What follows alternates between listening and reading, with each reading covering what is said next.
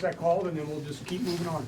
Mike, when it comes to Trace, and when you wrap your head around what he did tonight, what impressed you the most? Well, I mean, I played him a lot of minutes, played him the whole first half, and we rode him. I mean, they didn't double team him, and and each time out, I was like, the double team might be coming.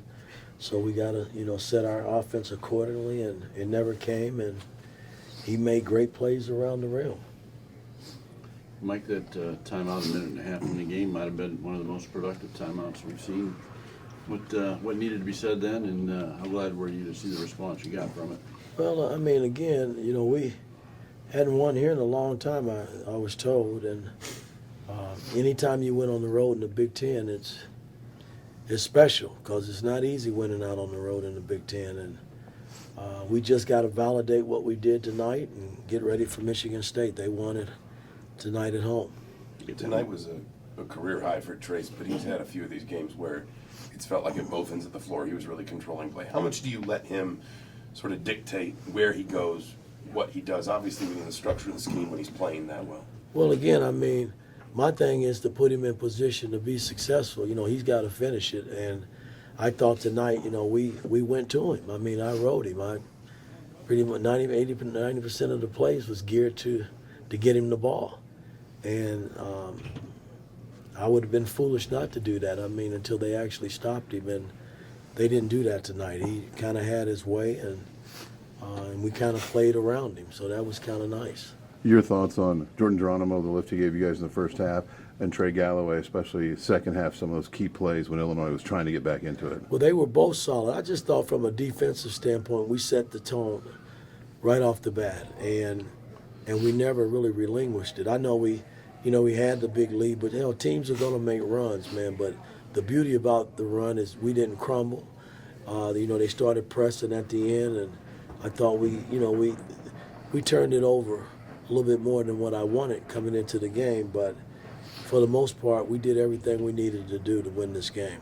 And on Geronimo, what do you think led to his big first half? Well, I mean, he's playing like he played at the end of last season. I mean, he's just moving around. He's doing, he's cleaning up stuff. I mean, he's cutting when he needs to cut at the right time, and Trace is rewarding him with passes. And I mean, he's offensive rebounding. He's rebounding, blocking shots. I mean, that's, it's what he does. I mean, he flies around and he does some things here and there. So, we just got to keep him in a good space until, we get everybody back if we do get them back.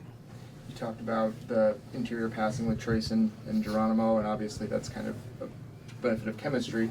How much more comfortable is your team feeling right now with those two guys out than they were before? Well, I mean, anytime you win games, man, everybody feels better. That 3-game skid, man, it was tough. And, we limped into the Wisconsin game basically and had to play, and we played. And to come out on the road to beat a good, well-coached team that just won 4 in a row, man, that says a lot, for the character of our ball club. Okay, we're going 1, 2, 3. Trace calling a players-only meeting before the Wisconsin game. Did he come to you before that meeting? And I guess just what was your reaction to him doing that? No, I mean, listen, I try to control the locker room as much as I can, but when players want to get together, I have no problems with that.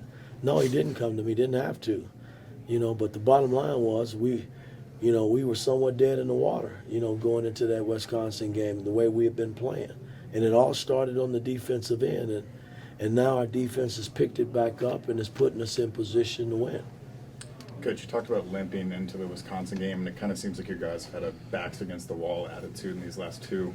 How do you keep them with that approach to the game when they start racking up these wins? Well, again, I mean, you take it one game at a time. You prepare one game at a time, and you try to get them to buy into what you want done from a defensive standpoint, because that's going to set the tone, the rest of the way through the Big Ten, I think.